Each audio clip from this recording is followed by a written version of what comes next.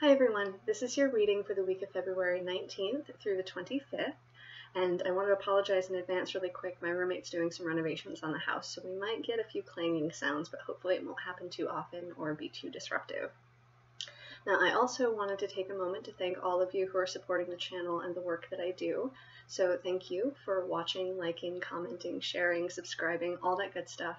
Thank you also for your donations to the channel. Those are always so greatly appreciated. And as always, a shout out to those of you who reach out to me via email and social media. I really love getting messages from you guys. I don't, unfortunately, always get the opportunity to respond to everybody, although I do try my best to get back to everyone if I at all possibly can. But regardless of whether or not you do get a response from me, please know that I do read all of the messages that come in, and they really mean a lot to me. So thank you for your support and encouragement and your feedback and just everything. I really appreciate that. Now, there are a couple of things that I wanted to talk about. So I've been noticing, and I've been really excited to see this. Sorry, I still am recovering from the pneumonia, so I might cough a little bit here and there or be on the verge of coughing. But I have been noticing that we've been getting more and more membership requests to the Facebook groups, both Different Functional Community and Different Functional More Than a Twin Flame. And I am so happy about that because, of course, the more people we have, the more it enriches the group, because we have more of a diversity of opinions and backgrounds and areas of expertise and all that good stuff. So if you recently joined the group, thank you and welcome. And if you have not joined either of the groups, but you think you might be interested, again, you can find us on Facebook under either Different Functional Community or Different Functional More Than a Twin Flame. We would love to have you join us and to have you contribute whatever skills or lessons or wisdom that you have to share with us. And then also, as I had just mentioned, I had pneumonia a couple of weeks ago, so my schedule had been pretty blocked off. I really wasn't doing much in the way of private sessions because it was hard for me to string more than a few words together without coughing. I am mostly recovered now. I'm still coughing a little bit, but not nearly as bad as I was before, so I am opening my schedule back up. So if you've been wanting to get on the books for a while, this is actually a really good time to do that because since I'm just getting back into the swing of things, I have more openings than I would normally have. So I think that's everything that I wanted to cover before we get into the actual reading. So before we get into the actual cards, I do want to touch briefly on the astrological influences that we've been experiencing lately, because I do feel that they're pertinent to the themes that we discussed last week, and that those themes are continuing through this week as well. And really the name of the game right now is new. New beginnings, new outlook, new perspective, new directions, new everything, right? So we've been kind of in that energy for a while, haven't we? We've been kind of in that uncomfortable transitionary space, the in-between space, where we've really kind of moved out of the cycle that we were in for the most part, and we're moving into the new cycle. But there's a lot of things that we're kind of dealing with from the past and from the future at the same time. So there's a little bit of a tension that we're experiencing because we're still kind of wrapping things up from this last cycle, which was a rough one. The last couple of years have really been quite heavy. They've been a lot about letting things go and cutting ties with things that no longer serve us and changing unhealthy patterns, that sort of thing. And then we're really getting ready to move into this new era of our lives where we're going to be moving in entirely new directions and pursuing different kinds of goals with the new perspective and sense of awareness that we've developed through all of the challenges and adversities that we faced last year and the year before. But it's this uncomfortable spot that we're in right now because it's in between. So we're kind of dealing with both the past and the future at the same time. And we're trying to kind of reconcile that into the present moment and not be freaked out by it or exhausted by it, to really focus on the optimism and the positivity, and like I talked about last week, the enthusiasm about moving forward and just flowing with things and letting the universe kind of guide us, setting our intentions, but letting the universe guide us into what's new. And what have we had this past week in terms of the astrology? Well, first and foremost, we had the new moon and the solar eclipse. So every month we have moon cycles, and we have the new moon, which is representative of setting intentions and starting on new goals and just kind of planting the seeds. And then we have the full moon, which is representative of that harvest time and letting go of things, releasing. So when we have the new moon every month, it's kind of a gentle start. Some new moons are more powerful than others, depending on what else is going on in the cosmos. But for the most part, because we have these so frequently, it's a fairly gentle new start. It's generally not big things that shift and change around the new moon. Sometimes it is, but most of the time it's pretty gentle. But when we stack that with an eclipse, because the eclipses are also denoting cycles, all right, but we only get them every 6 months or so. And because of that, they pack a little bit more of a powerful punch.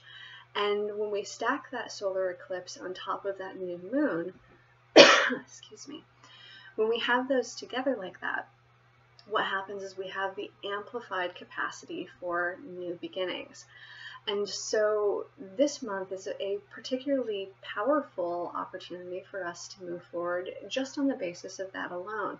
Now that happens every year, so not a big deal, right? But what also happens this month is that we only have a new moon.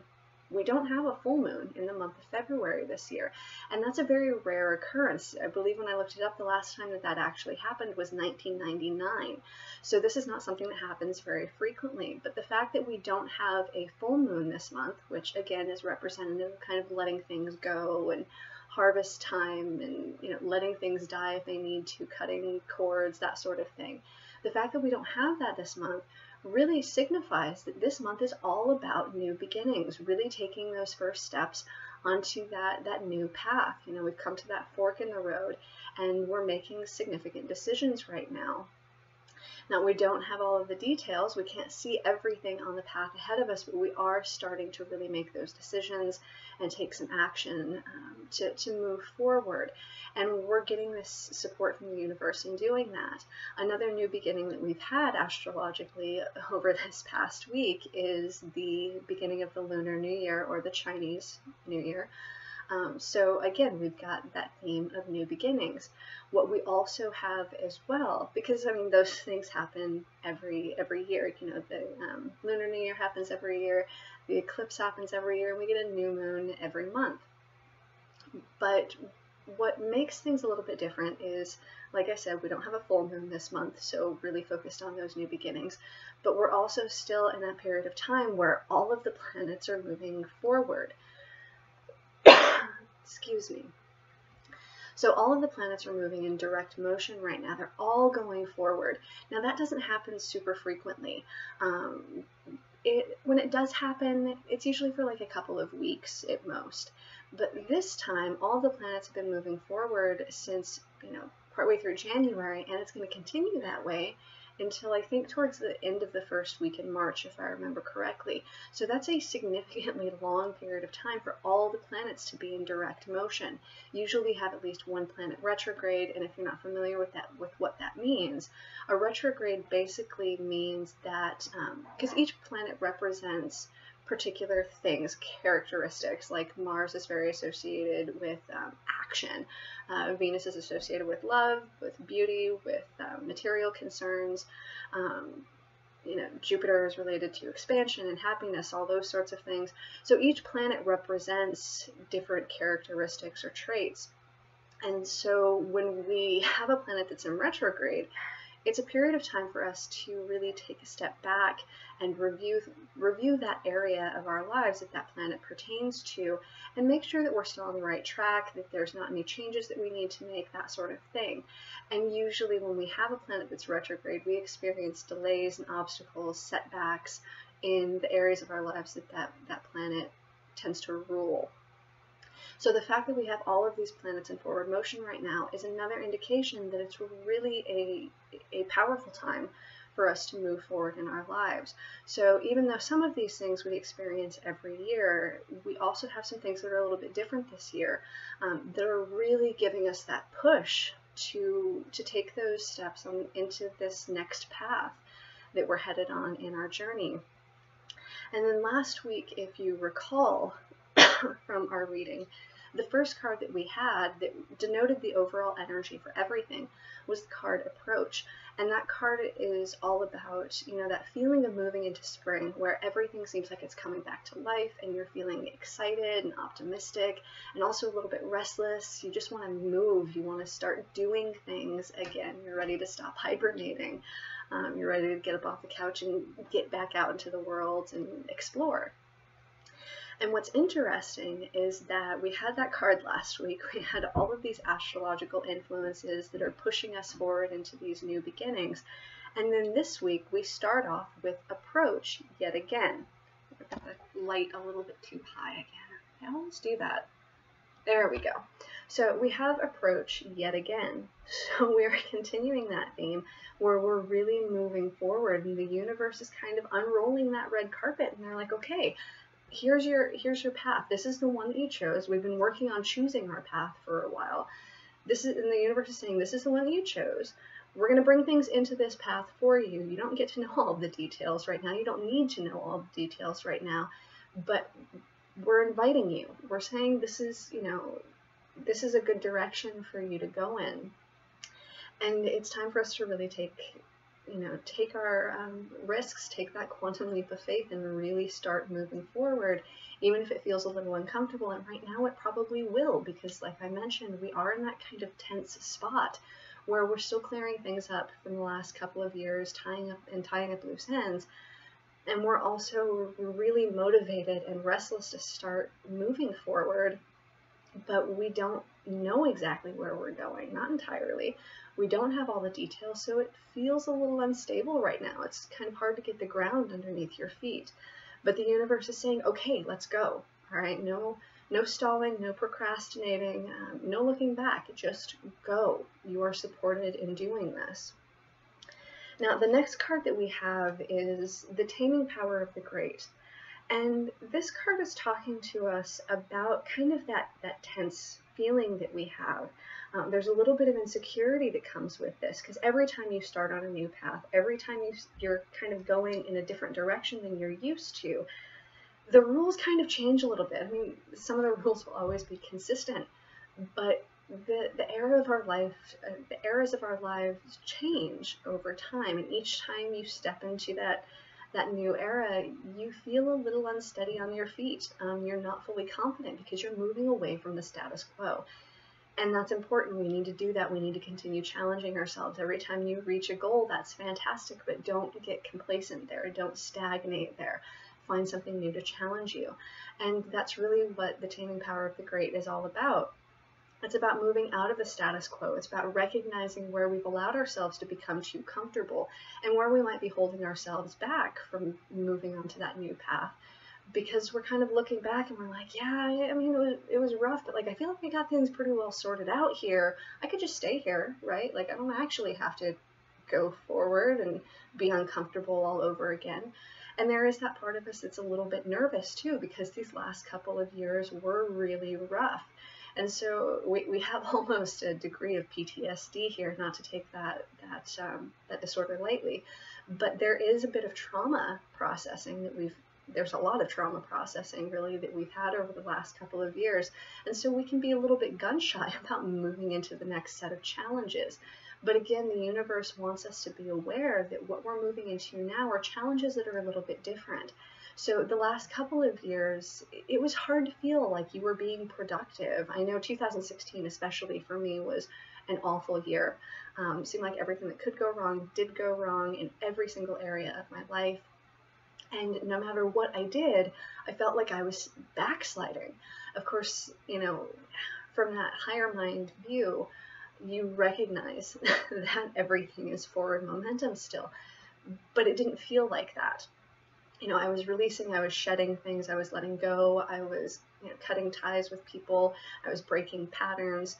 There were a lot of positive things that happened that year. That was the year that I really started sorting out how to cope with my bipolar disorder and how to bring all my neurochemicals in balance. So there were positive things that happened as well, but everything was super, super hard, and it was such a heavy energy, and there was a lot of grief that I experienced. And that continued in through 2017. So these are, we've dealt with a lot of really heavy and painful experiences over the last couple of years. And, you know, that was what we needed in order for us to let go of everything that was holding us back from this forward movement, from really exploring these new goals and these new directions in our lives. So that needed to happen. But the challenges that we're going to be experiencing now are different. And they're different in the sense that they're going to feel more productive. We're going to have more of an opportunity to have a sense of accomplishment, where the last couple of years it just felt like we were dragging around these heavy weights everywhere we went. And now we're at a spot where we were slowly letting go and decreasing the burden that we were carrying with us. So now all the challenges that we have as we step onto this new path, they're going to be more motivating. It's going to be more productive. Like I said, we're going to have more of that sense of accomplishment because we're actually going to feel like we're moving forward instead of backsliding all the time. So keep that in mind.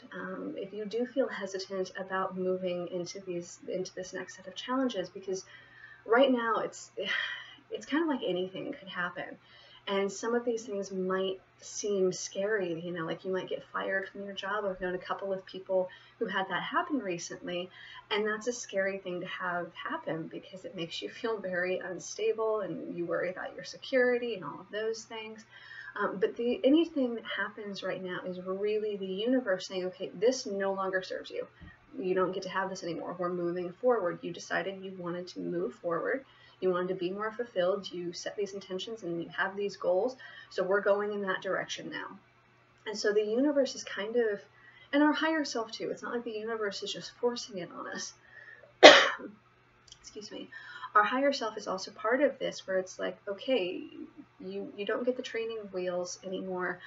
You don't get to just sit here and be comfortable. It's time for you to take these steps. And don't be so scared about it. You're going to be fine, but you have to let go of any fear or hesitancy you have. And you have to get to a point where you are maybe not okay with being uncomfortable, but where you can accept feeling uncomfortable because you know that you're in the pursuit of something better that's going to be putting you on the right track for where you actually want to be. So then the next card that we have, and this is kind of interesting to me because this year, I was mentioning the Lunar New Year, and this is the year of the dog. Now, in American culture, we tend to think of dogs as being very social creatures, and they are pack animals, but we tend to think of them as being like in your face, let me love you, almost dependent and clingy to a degree. But in the Chinese zodiac, the dog is kind of different from that. Yes, they are very loyal. When you do develop a strong bond with them, they're immensely loyal. But they're not as social as we tend to think of dogs in American culture anyway. I can't speak for other cultures. But they aren't quite as social. They're more inner focused. They're more about, what are my needs? What am I willing to make compromises on with other people? What am I not willing to make compromises on? They're more introspective. They take more time to themselves. There's more introverted qualities to the dog as as personality characteristics within that zodiac sign. And what we're really seeing this week, which I find very interesting since we just shifted into the year of the dog, is that we have a lot of social themes this week. And a lot of it comes down to how do I balance who I am and what I want with the relationships and interactions that I have with others in my life. And the next card that we have is holding together. And that's what this one's all about. It's about those social interactions. It's about who we are in the context of the community. And this can also tie into that taming power of the great card that we just had, because we're in a spot right now where everything is new and it's a little uncertain, and a lot of us are moving into situations where we're interacting with completely new people and we're having to kind of develop dynamics with them and figure out who they are to us and how we work together and all of that. And holding together is talking about all of the social dynamics that we have in our lives, whether that's family or romantic relationships or coworkers or friends, doesn't matter. it's really, who are we in the context of the community? What do we contribute? Where do we draw the line between our needs and the needs of others? How do we be part of the collective consciousness while still maintaining our individuality? And there can also be a sense of leadership there. How can we set the example for others? How can we be strong leaders if we are called upon to do that? And that can be daunting as well, especially if you're feeling a little bit insecure and gun shy in general. To move into all these new dynamics with people, that can be incredibly intimidating. But this is part of the new, and it's important that we challenge ourselves in productive ways, with a sense of excitement and optimism about what this is going to mean for the future, because we are getting so much universal support in moving towards our goals, and we need to look at everything. I'm so sorry, guys. We need to look at everything as providing us the potential and possibility to, to really achieve our goals and to set even more intentions, to expand our horizons more in terms of what we can accomplish. And a lot of that comes from the fact that, we're in a spot right now where we're getting sort of a push to be more socially interactive, and you can accomplish more as a community that you can strictly on your own.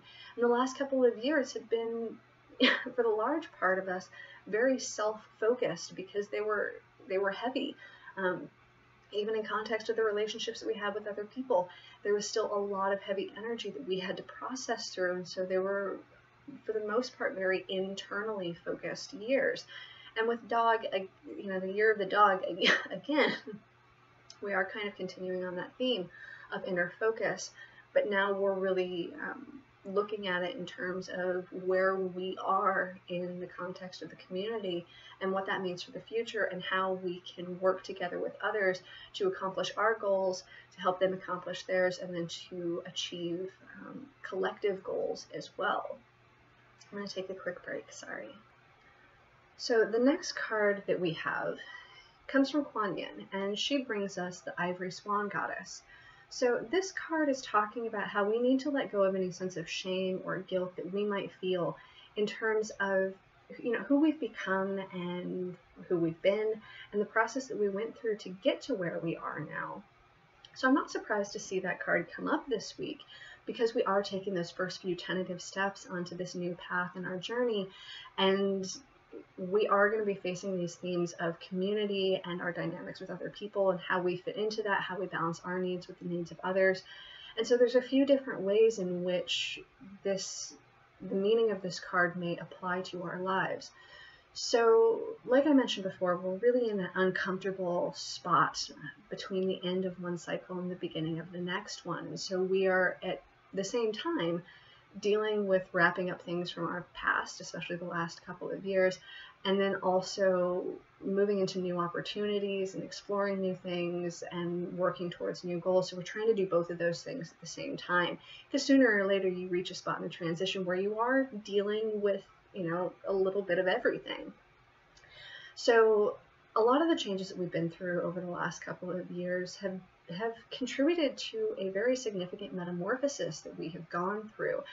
And for the most part, we've been so busy dealing with these things within ourselves that we haven't entirely explored quite yet what that means in terms of our relationships with other people. So even though we know we've made changes, we may not have really explored yet what consequences those changes have in our relationships, especially when it comes to, for instance, setting boundaries, where you set those boundaries, how you do it, and how you respond to people who may not respect those boundaries. So when we're dealing with, these uncomfortable, awkward situations with others where we're really asserting ourselves in ways that we never have before, we can feel maybe a sense of shame and guilt, because especially if you have some codependency patterns where you're so used to doing things for everybody else and you never focus on yourself, or you never respect yourself enough to set boundaries with other people. You can still feel a little bit of guilt and shame about setting boundaries, even though you know it's ridiculous to feel that, even though you know that you deserve to have healthy relationships. We had those patterns for so long that even though we've broken them in a lot of ways already internally, when we start to assert those things with other people, we can still feel a little bit of a guilt trip. We can still feel a little bit of shame, especially if the other person doesn't respond very well to the changes that we've made. So that's one way in which, we might run into problems with this shame and guilt. Another way has to do with those people that we've known for a really long time who may not be adjusting very well to the changes that we've made. And we need to keep in mind that it's not just us that's changed. Pretty much everybody has gone through these significant shifts in their personality and their life situation. The last couple of years have been very intense for most of us, and we have let go of a lot of things and broken a lot of patterns. And so the people that maybe we used to be really close to, we may not be anymore. The ways in which we've changed may have put us on paths that diverge from each other. And so there can be a little bit of shame and guilt about that as well, about feeling like, you should have tried harder to maintain a relationship with this person. You should have been more compromising.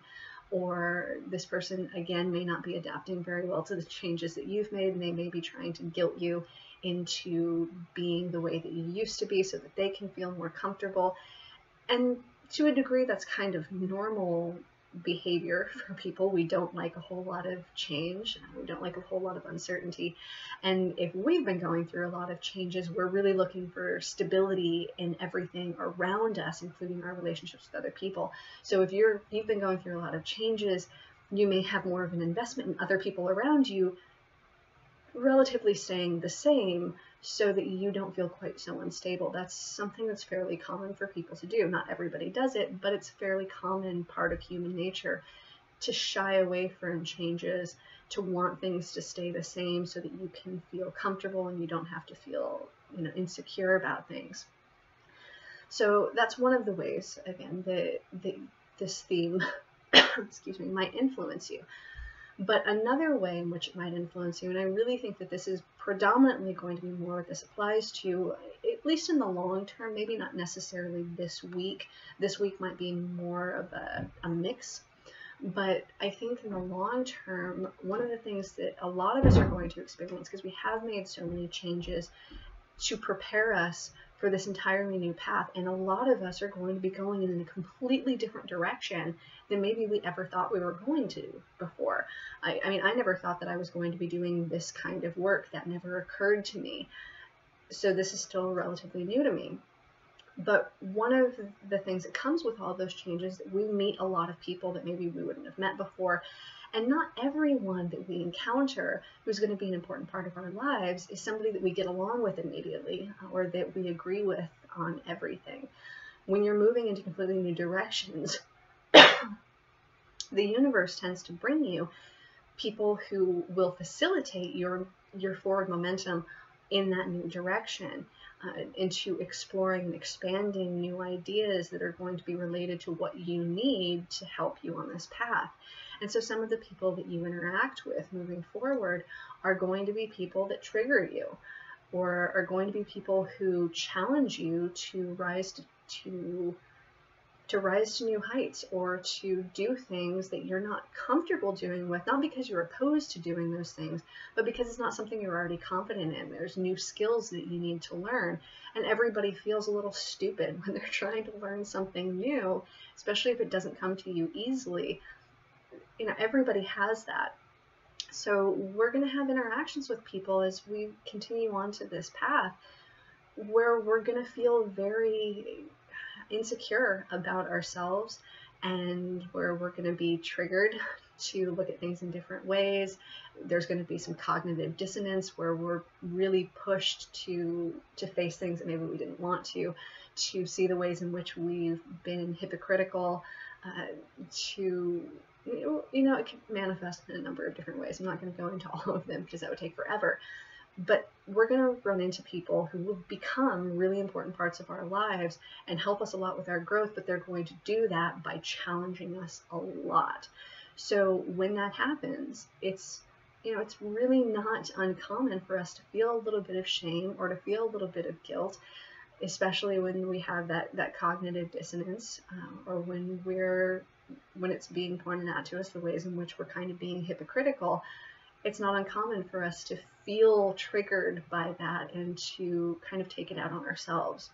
So those are important things for us to be aware of that might happen.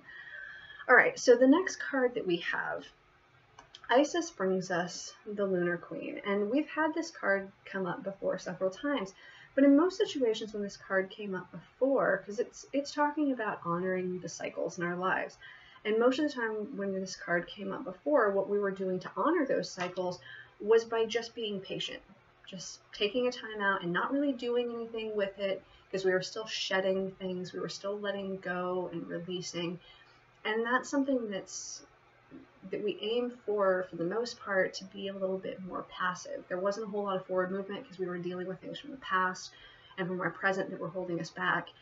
And so we weren't taking a whole lot of action for, what was going to come next in our lives.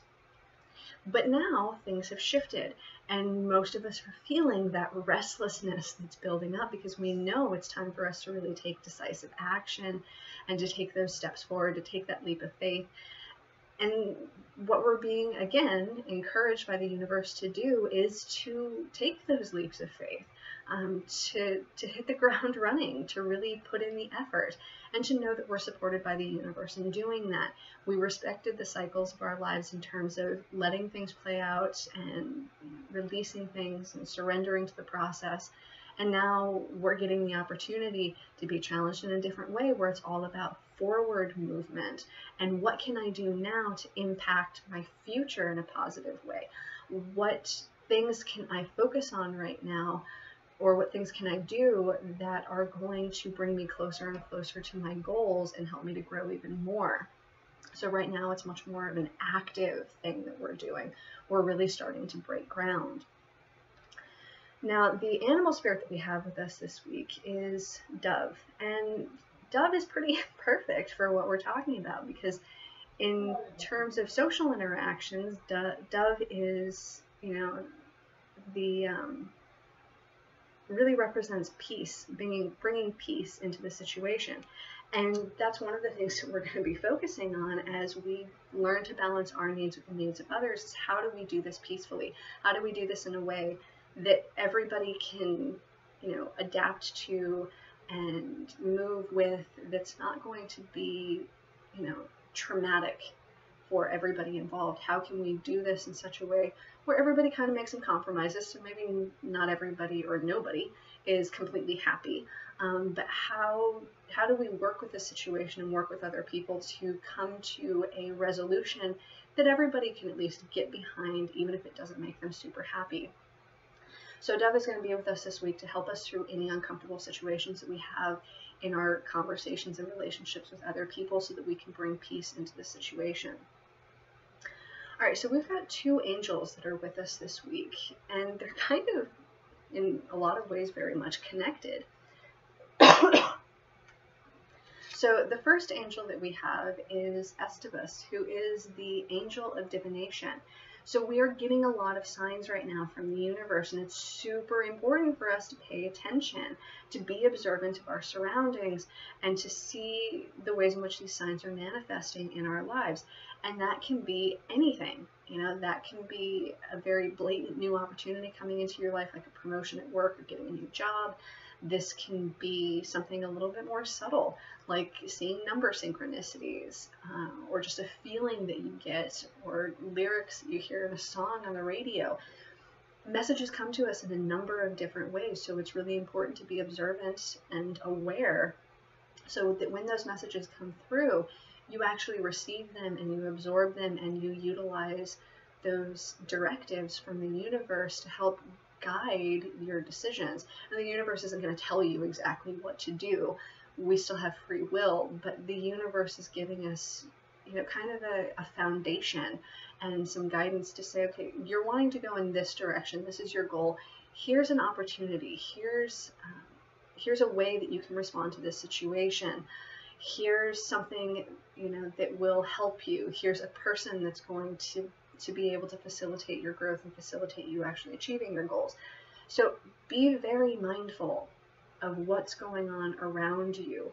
Don't be again, you know, the year of the dog being more inner focused, don't be so introspective that you eliminate your awareness of what's going on around you. Be aware of your periphery, because a lot of the messages that are coming in, you'll need to be able to see what's around you and to really feel things out.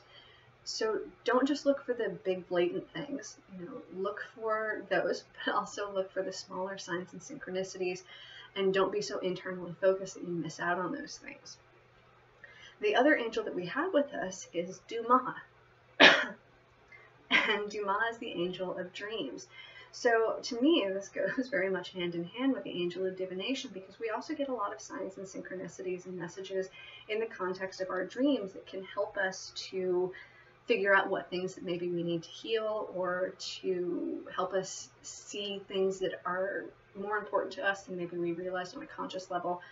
Sometimes, some of us anyway, well, some of you, I don't get precognitive dreams, but some people get precognitive dreams where they get a sense for what's going to happen for them in the future, or what's going to happen around them in the future. So be aware of what comes to you in your dreams as well.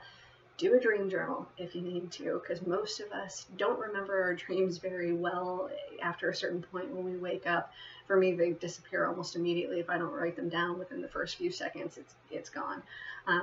But be aware of what comes to you in your dreams, because that's going to play into all the messages and signs and synchronicities that you receive in your waking hours as well, because the universe is really supporting us in forward movement. And you know, the universe and the divine and our higher selves, they know that we're going to need some help to figure out, you know, which steps to take, because, you know, as humans, we can see some things, but we don't have the big picture view. We can't see the entire path ahead of us, and so we may miss out on opportunities that would have been very good for us because we just didn't realize that those things were important. All right, so the goddess that we have with us this week is Rhiannon. Well, I don't know that she's necessarily a goddess. She's more of a historical figure. But Rhiannon, she's very much associated with self-trust. And this is especially true of situations where people try to tell you that you are something that you know that you aren't. So a lot of times, one of the biggest things that frustrates me is when people come to me and they're like, this is something about you, and I know that you don't think that, but I'm telling you that this is who you are. That is something that irritates the crap out of me, because I put a lot of focus into being self-aware. Now, there are situations in which people notice things, they observe things that I didn't realize about myself, and it does force me to look at things a little bit differently. But there are other areas in which, no, I know myself. I know this aspect of myself. I've worked really hard on getting this self-awareness. I know that this is what I want. I trust my own judgment on this, even if you don't. And, you know, I have a lot of people in my life who care about me quite a bit.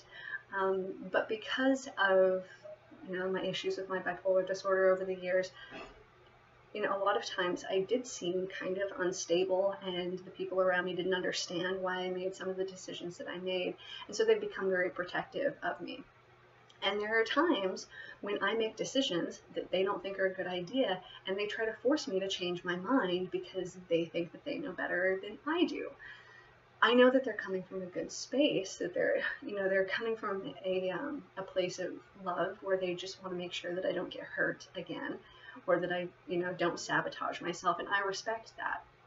And I do consider those things that they bring up to me, the points that they make, because it's important for us to do that, to consider everything and not be closed off to the input from other people.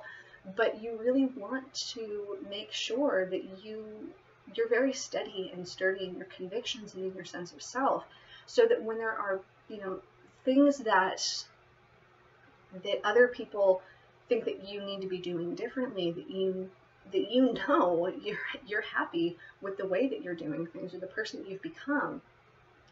So when those situations arise where there's this conflict between you and other people about what decisions you should make, or changes that you need to make, or just who you are in general, when those situations arise, you'll know the difference between, okay, I do need to really consider that because it pings something for me, or when you're like, no, I get what you're saying. I appreciate that you care, but that's not me.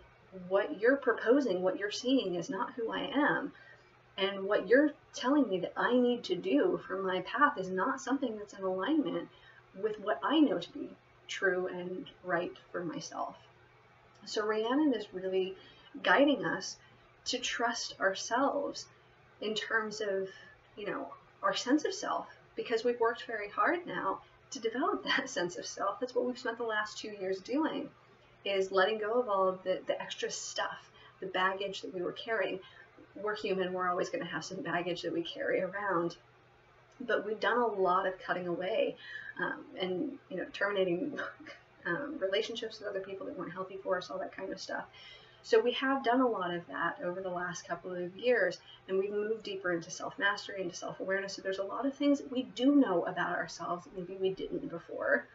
And we need to be studying our convictions about that and trust ourselves to know what's best for us and to know who we actually are, even if our image of ourselves doesn't fit with the image that other people have of us. We need to be able to stand sturdy when people challenge our sense of self, so that we know for sure whether their challenge is something we really need to consider, or whether their challenge is completely irrelevant to our path and who we actually are. So the God that we have with us this week, I think, is in alignment with what we were just talking about, because we have Akat, and he represents dedication. Now, he is the god of tattoo artists, and whether you have a tattoo or not, everybody knows that those don't come off. Once you get a tattoo, it's there for the rest of your life. And even if you decide you want to get it removed, the procedure you go through to do that still leaves a scar. So one way or the other, you're marked for life. As soon as you get that tattoo, you're going to be carrying a mark of some kind with you for the rest of your lifespan. So it's got to be something that you're willing to commit to having on your body for a very long time. So for most people, maybe not everybody, but for most people, when we get tattoos, it's something that's meaningful for us, has some sort of significance that's so important that we want to have a sense of permanency with it and have it with us all the time, have that visual reminder. And to me, when I got my tattoos, especially the first tattoo that I got, I did it because it was something that meant so much to me, that the permanency of the tattoo was really why I got it more than the visual effect of it, because it was something that I felt that was so much a part of me and my life and who I had become, that I wanted something to show that permanence, that this was always going to be a part of me. So for instance, one of my very first tattoos was this one right here, and it represented a couple of things for me. So one of those things is the concept of the maiden, the mother, and the crone, and how all those aspects of life are tied together for a woman, and it's a progression that you go through and all of that. But the other aspect of it was that the 3 points of the triquetra represented my relationship, the relationship between me, my mom, and my sister. And that one was important to me because that relationship dynamic evolved so much over the course of my life. And when I was really little, my sister basically ended up raising me. She's 6 years older than me. And so I kind of thought of her as being more like my mom in a lot of ways. But I also recognized that she wasn't my mom, but we trauma bonded a lot because of the dynamic that we had in the family. And one of the reasons why I got so close to my sister through that trauma bonding and why she took care of me so much is because my mom had some pretty bad issues. She had borderline personality disorder and bipolar disorder that were untreated because my father wouldn't allow her to get treatment for it. And she also had some addiction issues with pills and alcohol. And so for a lot of my childhood, there was, between those things and a few other issues going on there within the larger family dynamic, my mom and I were not close at all. There was a lot of trauma between the two of us. But as we got older, as I got older, and my mom went through treatment after my parents got divorced, and she stabilized out a little bit more and was a little calmer, she and I were able to have real conversations, and we were able to get very close and to see the ways in which we were very similar, and even having challenges in our lives that were incredibly similar as well. And then my sister had her own relationship with our mom, because in for a large part of our childhood and her teen years, she took care of our mom as much as she took care of me. In fact, my sister pretty much took care of the entire household, all of the chores and taking care of all of our animals and helping me with my homework and taking care of mom, who most of the time was incapacitated. So, there was a very, even though her relationship with mom was separate from my relationship with mom, and we weren't necessarily, for the most part, all tied together in a very direct way. When my mom passed away a couple of years ago, and my sister and I went out to take care of her funeral arrangements, we really bonded on a whole new level, where we felt the ways in which mom and her presence in our lives had tied us together and had contributed to the people we had become. And while there was a lot of trauma, there were also a lot of really beautiful things that our mom taught us and brought into our lives, and that we carried with us as part of her legacy as well. So, for me, this tattoo was super meaningful. Most people would look at it and not really think much about it, and a lot of people have that tattoo pattern. But for me, it was really meaningful. And this is the sort of thing that we're talking about here with the dedication, because we've reached a point with all the changes that we've been through, especially over the last couple of years, and there was a lot of trauma processing. Some of us had actual direct trauma in those couple of years, but for the most part, most of the people that I talked to, they were primarily dealing with trauma from their past that they were finally processing through and dealing with the grief and all of that. And it has changed us in a lot of ways. It was a complete metamorphosis for me and for most of the people that I know. And so we have a much stronger concept of who we are. And we do trust ourselves a little bit more. We are more confident overall in these changes that we've made. Of course, we're all feeling a little bit shaky and unstable as we move into the new, because we don't know what that's going to mean, and it's human to feel uncomfortable in those situations. But most of us have a much stronger sense of self than we did before, and of what's important to us. And so with Akat showing up right now, with that dedication, we're talking about looking at the things that are really fundamentally a part of you. What do you feel is super important about your identity and what's helped shape you?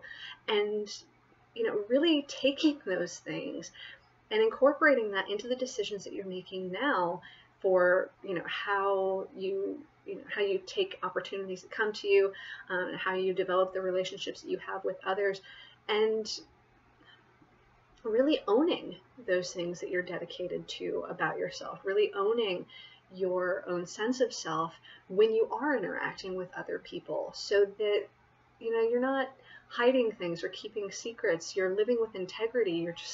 You're more certain of who you are, and you are not, you're not shy or reluctant or ashamed of sharing who you are with other people, even if they're things that maybe there's a stigma around. Like, I talk about my bipolar disorder very openly. It's a lot better than it used to be, but there's still quite a stigma around mental illness. Now, I don't think of the bipolar as an illness. Other people with the condition do. But there is a stigma around it, but it is something that I own, because for me, it's something that I've dealt with for a very long time. And even though it's managed now, it's had a very significant role in my life, but I'm not afraid to share that with other people and the impact that it's had on me, and some of the decisions that I made that weren't so great, that the bipolar was probably a contributing factor in, because of the effect on my neurochemistry and not being able to think very clearly and that sort of thing. But these are these are aspects that are very much a part of me. Right, wrong, or indifferent, they're things that I feel are very much a part of me. So when we're talking about dedication, we're talking about figuring out what is so important to you about what shaped you, the things that you hold dear, the things that you feel contribute significantly to the person that you've become, so that when you do run into challenges with other people, you can face those challenges with courage and with integrity, and you won't be ashamed, you won't be fearful. You know, going back to that ivory swan goddess, you're rising above those feelings so that you can stand your ground when you need to, because that is going to be an important aspect of your relationships with other people going forward. A lot of us have had kind of a tendency to be doormats or to be very passive with other people, and we're past that point. If we're actually going to move forward towards our goals, we're going to need to be able to stand our ground more and to put ourselves out there and to take those risks, and know that there are going to be times when we fail and that we're going to learn from those things, and it's okay, and that we don't have to judge ourselves for it, and we don't have to kowtow to other people. That dedication and the self-trust are very important aspects of the relationships that we have with other people as we pursue this new path toward our goals. And these are big ones. This is a very significant turning point in all of our lives, and we want to make the most of it, and we need to make sure that we have a very solid sense of self. And that part goes very much in alignment with it being the year of the dog, because we are taking everything that we have learned about ourselves, taking everything that we have experienced, and we're pulling all of those things together, and we're really implementing that in our lives and in our relationships in a much more powerful way than we did before, so that we can accomplish all of those goals, so that we can make this huge shift in our lives, instead of being so afraid of the changes that will come or the challenges that will come, that we just choose to stay safe instead, choose to stay in the status quo and not take those risks. We're past that point of procrastination and of being paralyzed by our own fear. All right, so we're not splitting it up this week for the masculine and feminine, and I'm not even doing tarot cards this week, because this isn't so much about a forecast for what you're going to be going through this week in terms of actual tangible things. These themes that we're talking about, they apply to everybody, and they're going to apply in different ways for everyone. And we really want to be looking at these bigger themes instead of paying attention more to the specifics of what we might be experiencing this week. So instead of tarot cards, I pulled some medicine cards to show some characteristics and some traits and things that we can work on this week that will assist us in this process. So the first card that we have is Wolf. And if you've been watching my videos for a while, you know that I get super happy when Wolf comes up. First of all, Wolf is one of my power animals, but I love Wolf because he is so good for assisting us with that sense of community. Because wolves are, and I've talked about this before in other readings, wolves are very interesting animals because they have a very strong sense of community, part of the pack. But at the same time, they have a strong individualistic streak, and they're very independent as well. And so this applies to the themes that we're talking about for this week, because again, we're balancing out our own needs with the needs of the community. How can we make those two things work together? How can we reconcile the differences in a way that is beneficial for everybody, but that doesn't make us feel like we're compromising ourselves in any sort of form that breaks us down or makes us feel like we're backsliding. There are ways to balance these things. They may not be comfortable, all right? Like I was saying before, when you come to compromises, especially if you're dealing with a group of people, when you come to compromises, nobody's completely happy. Everybody's a little bit uncomfortable with it, usually. But you can find a way to reach a resolution that works for everyone. And so that's really what Wolf is about, is figuring out how you do that, how you reconcile those differences in a way that serves everybody. The next card that we have is Rabbit. And Rabbit is about our fears. So in this context, as we were talking about the shame and guilt and insecurities before, there can be a little bit of fear as we move into this next era of our lives that we're going to fall back into old patterns where we allow ourselves to be guilt tripped, or where we fall back into codependency patterns. These fears could apply to anything. They can also be trepidation about what the path ahead holds, since we don't see the details. But the biggest feeling that I'm getting here is that there's going to be a sense of fear, especially if you run into obstacles or delays still. There's a sense of fear that maybe nothing's actually going to change about us or about our circumstances, that that things are just going to be stuck this way, the way that they've been the last couple of years, and in some sense maybe the way they seem like they've always been. There's a little bit of fear still floating around about, can I actually maintain these changes as I move into this new era of my life, or am I going to fall back into my own patterns, the survival tactics and defense mechanisms that I had that helped me survive previous challenges, but that weren't good for me? Am I going to fall back into those patterns, or am I actually going to be able to accept this metamorphosis completely and work with this new version of myself, this refined version of myself? The next card that we have is Armadillo. And Armadillo is talking about boundaries. So you want to strike a balance with boundaries. Just like with Wolf, you're striking a balance between your own needs and the needs of the community. With Armadillo, you're striking a balance in the sense where you do set those firm boundaries, because you do know yourself. You have more self-awareness. You know what you deserve. You know what you want. You know what you're willing to compromise on and what you aren't. So you do want to be able to have those boundaries, but you need to be careful that you're not being completely defensive and shutting off and shutting down from every relationship that you have around you with somebody who disagrees with you. There can be a tendency when we've just recently healed from something, or when we've just recently overcome something, where we are very defensive about it because it's still kind of raw for us and we're still a little bit shaky about it.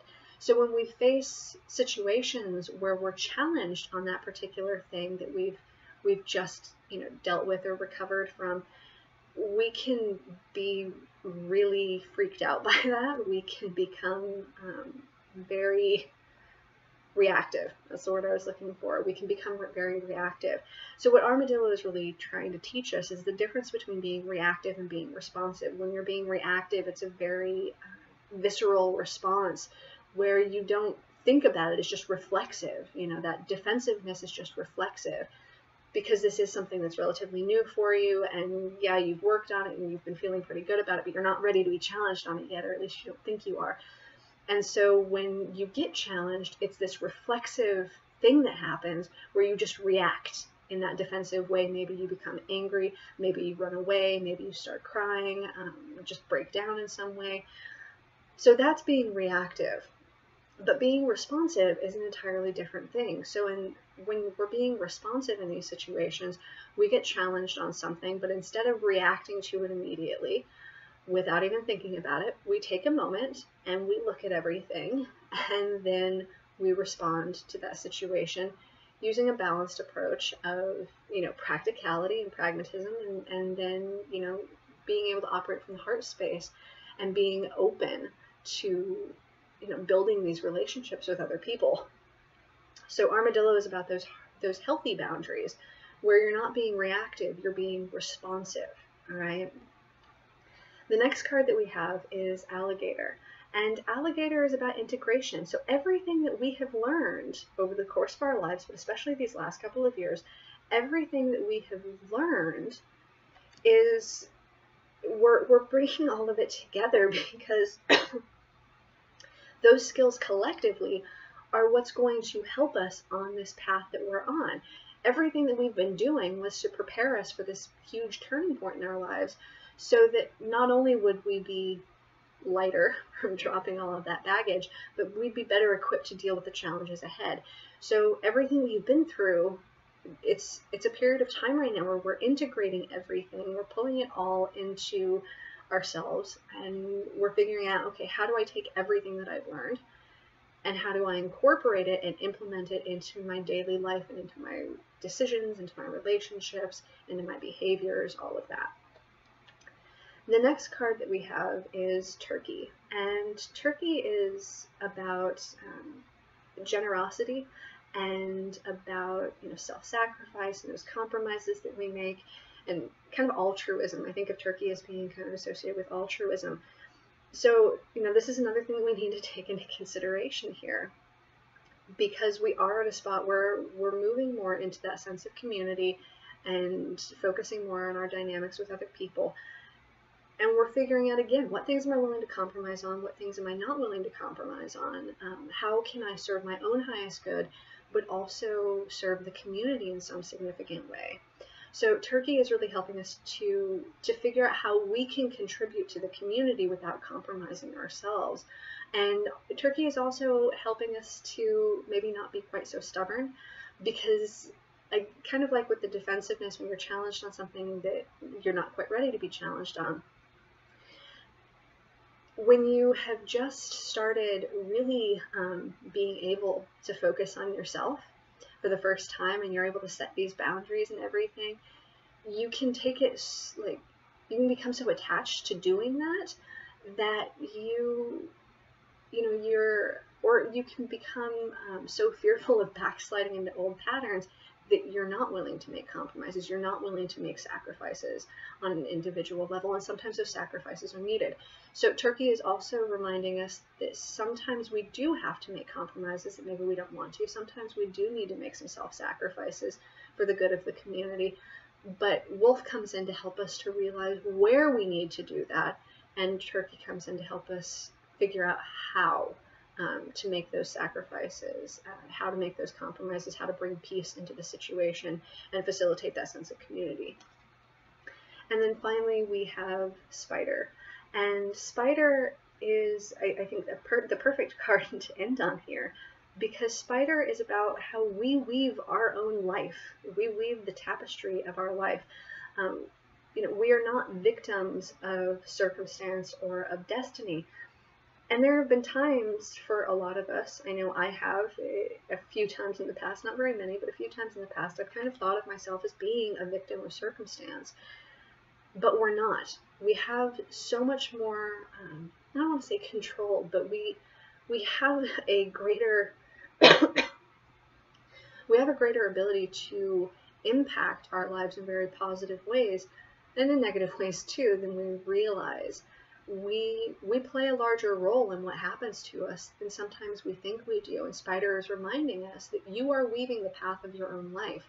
So don't feel like you're a victim of circumstance or of other people. If you become a victim, it's because you chose to be. On the other hand, though, Spider is also reminding us, like, because you are the creator of your own experience, you know, own that. Do something amazing with it. Do something with it that's going to help you to feel more fulfilled and like you're accomplishing something with your life. And I don't mean accomplishment in the sense of materialism. I mean, there can be some of that too. We all have some more material goals, right? But I'm talking about accomplishment in terms of what you want to, the ways in which you want to grow on a soul level and as an individual and in your self-mastery and all of that. That's what I mean by accomplishment. So Spider is reminding us that we have more ability to influence those things than we sometimes believe we do. And then the other thing that Spider reminds us of is that we need to be careful about the decisions that we make, so that we, don't put ourselves in situations that, everything that we go through is a lesson. And if we make some decisions that maybe aren't so healthy for us, we're doing that because we need to learn that lesson, apparently. But Spider is really saying, don't just go through the motions. It's very easy when you've lived by the same patterns for a very long time. It's easy to just kind of assume that that's the way that things are, and you actually make decisions that put you in those situations that are compromising. You don't need to make those decisions. I hope that made sense. I'm trying to think of another way to put it. You can get so into those old patterns that you just keep perpetuating them mindlessly, and you don't realize that that pattern, the need for that pattern, or that defense mechanism, or that survival tactic, your need for it is no longer there. You've moved beyond it. You've evolved beyond it in your self-mastery as at a soul level, and just as an individual, you've moved beyond it. But if you don't realize that, you're going to continue perpetuating those old patterns.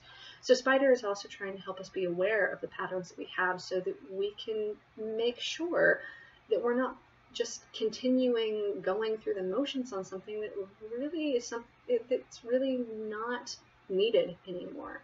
It's no longer necessary for our growth or for our development or for us to move forward. All right, so that's what I've got for this week. So again, this is all about the new and how we're choosing to do that. And this week the focus is really on our relationships with others and how that will either help us along our path or hinder us along our path. So really focus on those themes this week about how your relationships with other people help or hinder you as you move forward, because we're on that path now. Even if it doesn't completely feel like it, even if there's still some loose ends that you're tying up from the last cycle, we are on that path now into our future. We've taken that turn in the bend. This was a significant turning point for us. We went through a huge metamorphosis. We've broken out of the cocoon. We're really starting to take flight. It's a little tentative right now. We're a little shaky. We're not quite confident in it yet, but we have actually started moving on to that new path now. So, own that. Really move into that energy. Feel it, experience it, share it with other people, and figure out how those relationships are going to be part of your path from here on out. All right, guys, you have a wonderful week, and I will see you next time.